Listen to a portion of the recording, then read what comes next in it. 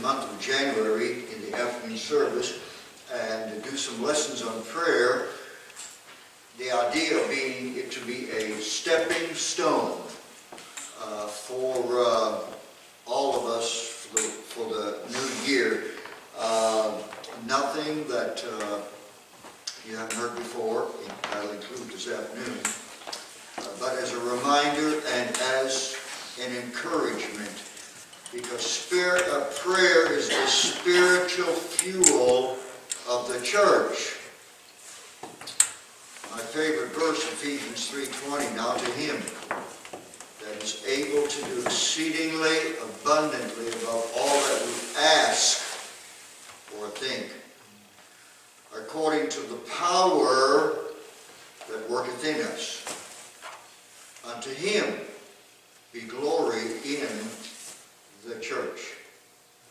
How many of you read that sign on the screen at the back that Jeff put up this morning? Leonard Ravenhill, a revivalist of many years ago, it says, I believe every church is either supernatural or superficial. I don't believe there's any middle ground. That's true. That's true. So the power of the church is prayer. My idea was to lay that as a foundation. Next Sunday, Lord willing, we'll start preaching through Isaiah. So, the power of the church is prayer. Ephesians 6:18, praying always with all prayer and supplication in the Spirit, and watching thereunto with all perseverance and supplication for all saints. And Epaphras, one of Paul's helpers, even though he was sick, it says he's a servant of Jesus Christ, always laboring for the church. Paul was writing to the church at Ephesus, always laboring fervently for you in prayers, that ye may stand perfect and complete in all the will of God. We looked at a number of things the last 3 weeks. On the negative side, prayerlessness is sin. 1 Samuel 12:23, Samuel said, God forbid that I should sin against you in ceasing to pray for you. That's a strong verse, isn't it? God forbid that I should sin against the Lord in ceasing to pray for you. James said the cause of failure in the Christian life and in Christian service is lack of prayer. James 4:2. Ye have not because ye ask not. When we look at the men and women in the Bible that God used, there's an interesting corollary. And if we're not careful, we tend to overemphasize one at the exclusion of the other. For example, Moses, clearly God's special vessel, clearly revelation of God at the burning bush, clearly God's appointed man for what he did, but folks, when you look at his life, he's deeply a man of prayer. And if you look at the life of the men and the women that God used, Moses, Samuel, Elijah, Elisha, Nehemiah, the man that we're going to study when I preach on that subject next Sunday morning, David, the Lord himself, the early church, the apostles, the life of the Apostle Paul. When you get to analyzing these lives from the human side, they were all people of prayer.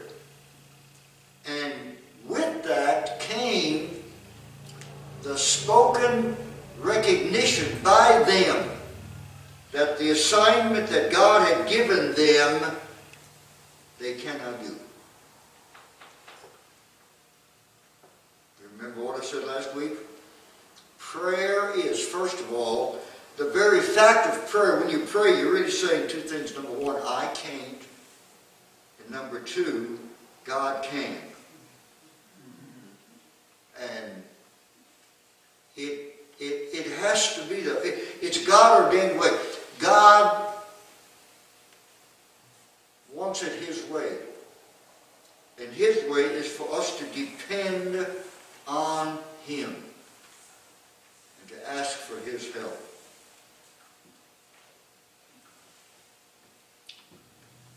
There is a church in Clovis, New Mexico, not the one that I pastored either time. It's called Prince Street Baptist Church. Old church. You know where it is, remember? And they had gone through trial after trial after trial after trial, and finally the church was down to about 10 men. And nobody wanted the church. And it was a Southern Baptist church, so they worked with available preachers to keep someone in the pulpit on Sunday morning. And finally, an old man in his middle 80s took the church. And he didn't have a computer, and he didn't have a cell phone, and he didn't drive anymore, and got your attention on him, no cell phone, did he? The point being, he didn't have anything that anybody thought he needed to do the job. But boy, he was a man of prayer. Because he was at the age where he knew he couldn't do anything anymore. What little he could do, he couldn't do that very well. And a church that a lot of younger men had gone into and couldn't do anything with. When he left that church for the last time at the age of 92, that church was running between 60 and 70 instead of 10. With absolutely no what everybody thinks you have to do to build a church today. And there's an interesting footnote. The mission director for the Southern Baptist Convention of Curry County, actually the whole eastern state of New Mexico, and he was a godly man. We don't operate like that. We're, totally, here we are, and this is how we do. But why we didn't necessarily agree with their method of operation, he really was a godly man, and he's the one who most of the time brought the old man to church to preach. And the Sunday he resigned, it took 2 or 3 people to get him out of the church and get him in the mission director's car and take him home. And it was his last Sunday, and that week he passed away.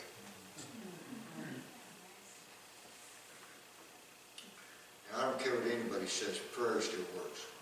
Amen. You don't have to dig way back to the Raven Hills and men of that caliber who were great men of God. It still works. As soon as I travailed, she brought forth her children. Paul said in Philippians 4:11, and I want to use this as a stepping stone, and I'll explain that in a minute. Paul made the statement in Philippians 4:11, I have learned, and of course what he said was, I've learned in whatsoever state I am to be content. That means that he could be hungry, he could be full, he could be rich, he could be poor, he could be well, he could be sick, he could be in prison. It didn't matter. He had so learned to trust God in his life that the circumstances of his life didn't matter anymore. I want to borrow those first 3 words, I have learned. And I don't mean that as authoritative. I don't mean that I'm smart. I don't mean any of that. But at this point in my life, there are some observations as we close our month-long study on prayer and get into Isaiah. I've learned, in observing, I want to share with you about so observations about prayer and what it takes to pray and the kind of people God uses and so on. So using the first three words of Paul's statement in Philippians 4:11, I've learned. Number one, and this is all in conclusion of what we've done all month. Number one, frivolous people don't pray. Flippant people don't pray. Happy-go-lucky people don't pray. I would even put it this way, good time Charlies don't pray. They're usually the kind that are always walking around smacking somebody on the back and telling a joke, and we certainly do enough of that around here, and there's a time for that, but if that's all you do.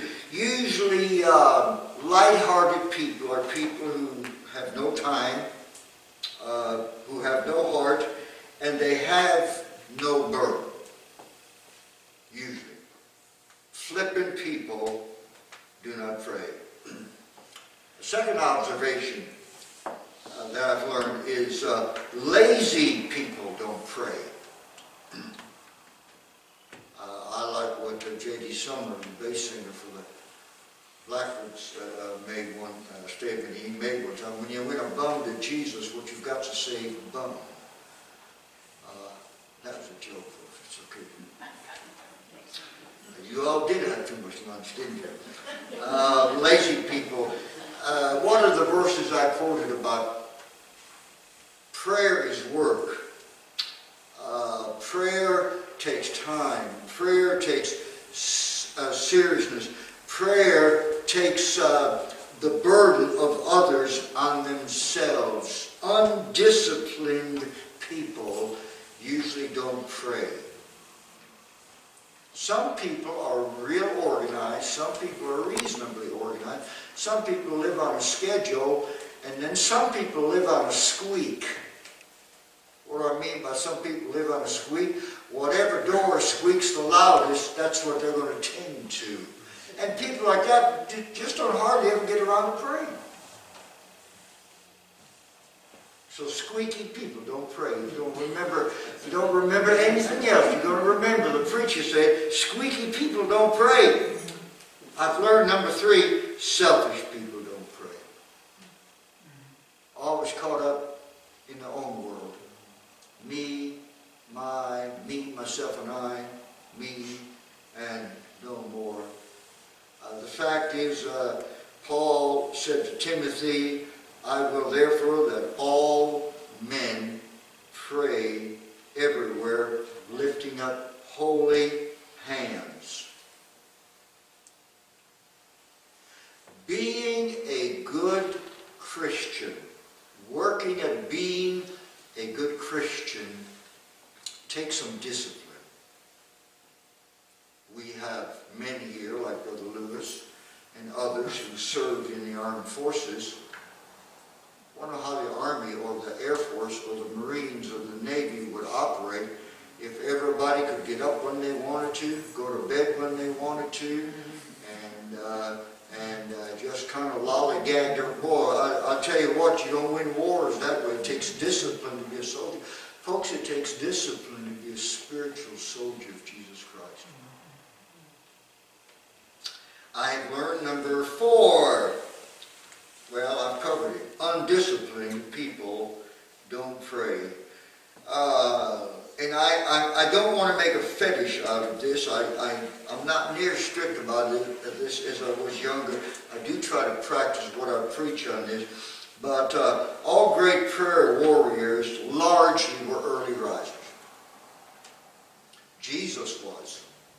Mark 1:35, rising up a great while before day, he went out into a solitary place and prayed. What is it about the morning watch? Well, God gets the best. After you've been out in traffic for 10 hours, after you've worked 10 hours, after everybody's made you mad, after you only have one nerve come home all tired, that's not really the best time to give to the Lord. Okay, now I admit there are some who can. There are some who can. But most of us can't. I just think that, if y'all were to get an audience with our president, methinks y'all would really prepare. Get a good night's rest, get all cleaned up, shampoo your hair, brush your teeth, put on a little deodorant, put on the nicest thing you have. Hey, prayer is bowing to the King of the universe. He deserves our best. I've learned, I'm using Paul's three words, I've learned, and I have learned in my own experience, boy, if something happens and I don't get the morning watch, anything I do later in the day, it just isn't quite what it is in the morning. By the way, that takes discipline. You can't watch TV till 2 in the morning and get up and pray. That doesn't work. And you can't eat chili at 10 o'clock at night. I know you would, but you can't. Discipline. Christian life takes a little discipline. All right, that's enough on the negative. Let's turn positive. Number one, I have learned this. Broken people pray. Broken people pray. It's interesting, in the history of the church age, the churches have always declined and struggled in good times. In times of peace and prosperity, churches have struggled. In times of persecution, when things were horrible for the church, that didn't kill it. That didn't even hurt it. It helped it. Because Christians got serious and prayed. Broken people prayed. Moses was a good prayer warrior because he stayed broken about how the Jews were behaving. Paul was always broken. He said so in Romans 9:1, because the Jews were rejecting Christ. Joshua on his face before God, broken because 36 of his men got killed in battle because of lack of prayer and disobedience. Jeremiah, a weeping prophet. Now, I think here there is a real problem in our modern churches. Lack of brokenness. As soon as Zion travailed, she brought forth her children. And I'm not even going to get into the reasons. You can draw your own reasons, and most of them are pretty obvious. But broken people pray. Number two, great prayer warriors are very private people. Now, I'm talking about selective quietness. They know when it's time to be still. They know how to be still. They know how to get along with God. They know how to listen to God. The great prayer warriors are very private people. All the men and women of the Bible had their extended times when they would go to be with the Lord. Martin Luther, the great reformer, made this statement. He said to a man that worked for him, who wrote for him, his amanuensis, is that what they call him? He said, we have got such a busy day today. I've got to spend 3 hours in prayer this morning. And the world is still benefited by that man that has now been gone almost 1,500 years. No, 600, almost 600 years now. Spend much time alone. Spend much time in secret. Talking to God takes you away from talking to people. And you can't let God is not going to stand on the edge of your bed and ring a bell. God says, be still and know that I'm God, Psalms 46:10. He's going to very quietly speak to your heart. This is the way. Walk in. Fear not, stand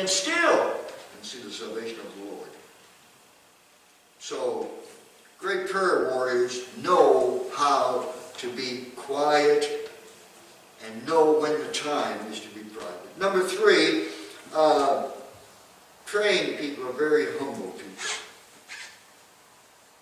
You cannot spend time with the Lord in His Word and not be humbled. You just can't do that. It doesn't work that way.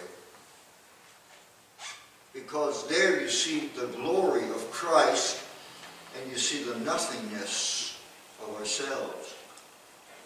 Great praying people are humble people.